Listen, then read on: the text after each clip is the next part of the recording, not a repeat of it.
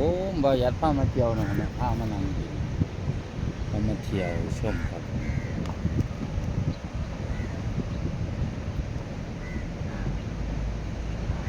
พามาเที่ยวนะครับพามาชมพามานั่งเบิ่งทะเลนะครับครับตอนนี้นั่งนะครับนั่งเบิ่งพักผ่อนแล้วกันนะครับเด้อไม่ได้มีโอกาสว่างครับผมก็เลยพามาเที่ยวนะครับพามาเที่ยวมาชมบรรยากาศนะครับ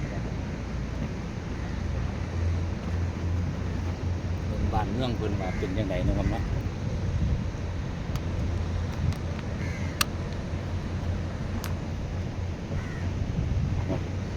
อันนี้เป็นสถานที่ท่องเที่ยวด้วยครับเด้อติดทะเลครับผมมารีนานะครับเนาะอันนี้สิพอดีผมตึกมากว่าผมย่างไปย่างมากกับว่าพ่อผมพ่อมันนั่งเล่นเลยส้มบรรยากาศสวยๆงามๆเหมือนกันนะครับเนาะร่มพัดเย็นสบายครับผมช่วงนี้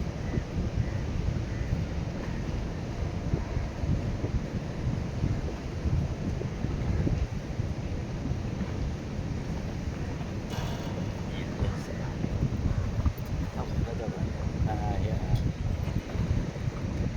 นั่งเรียนเรือนะครับเนาะเดี๋ยวให้เปิดก็จะถึงเรือ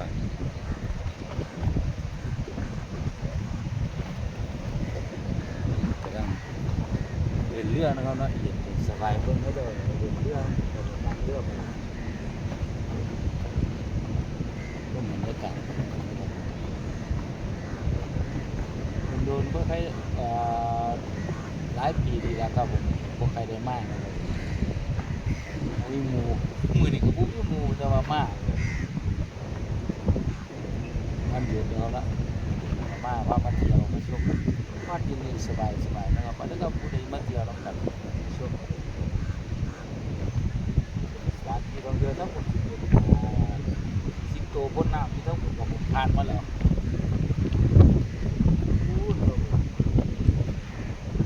ดูบนสีแดดร้อนพ้นกันเลยครับผม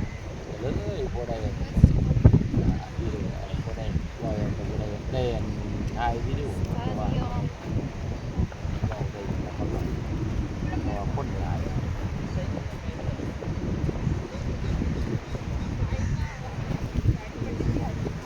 ็นแค่เดียวกัน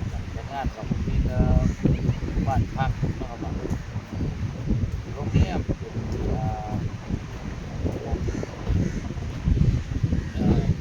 เที่ยวกับทำมาที่รูปนั่งอยู่เราเนี่ยรูปนั่งเรื่องกลางโต๊ะเราเล่นทำมาบ่าย3-4 โมงว่าก็จะเริ่มกลางรูปแล้วก็ผมจะกลางรูปยังคนในกลางขั้นผมเนี่ย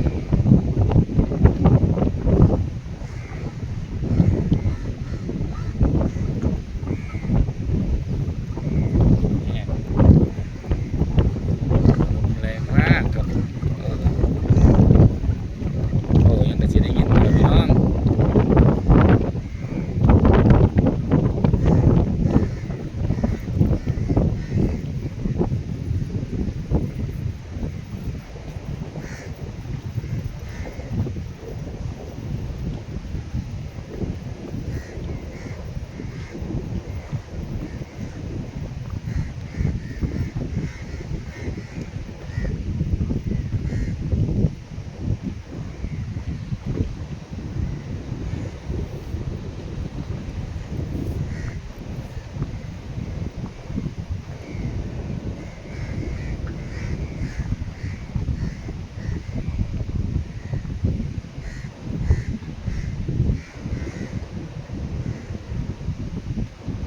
นุ่มพัดยิบสบายแล้วก็เรามาเที่ยวได้ครับเด้อผู้ใดมีโอกาสครับเราผู้ใดบ่มีโอกาสได้มาเที่ยวก็เบิ่ง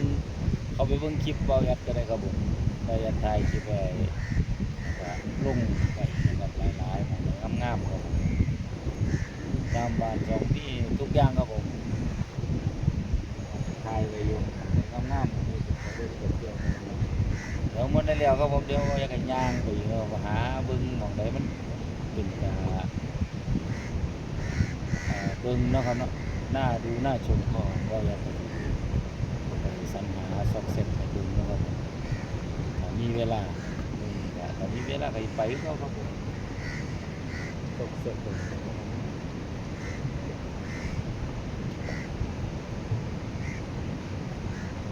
ก็จะต้องดูเลือดไปนะครับ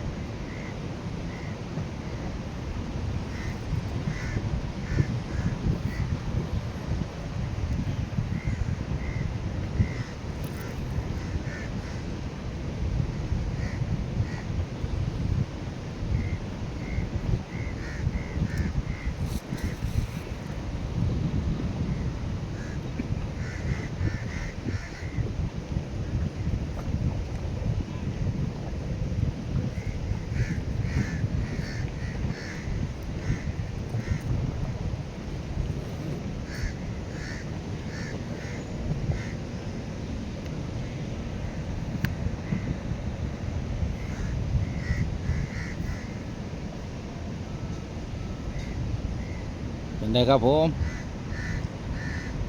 เบิ่งเนาะคลิปนี้ก็เท่านี้ก่อนนะครับเด้อขอบคุณหลายๆครับ